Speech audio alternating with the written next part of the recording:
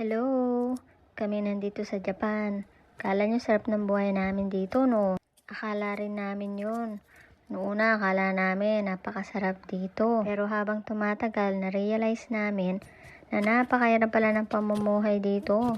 Pag nandito ka sa Japan, bawal kang huminto. Bawal ang walang trabaho rito. Dahil ang mga bayarin dito ay dire-diretso. Kaya ang trabaho, hindi pwedeng huminto. Napakaraming bayarin dito. Income tax, road tax, residence tax.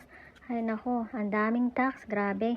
Plus pa yung insurance na hindi mo pwedeng hindi bayaran. Kahit wala kang trabaho, kailangan may insurance ka rito. Hindi ka talaga titigilan ng City Hall.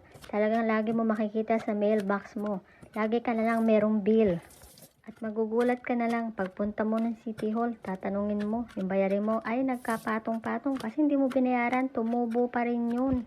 Yung iba pagpunta roon, magugulat na lang, abay daan lapad pa lang utang nila. Wala kang kamalay-malay, may ganun kakalaking utang, samantalang hindi ka naman nagkasakit, hindi mo nagamit. Kaya dito sa Japan, pag may dumarating mga bill na ganun, kailangan puntahan mo na kagad.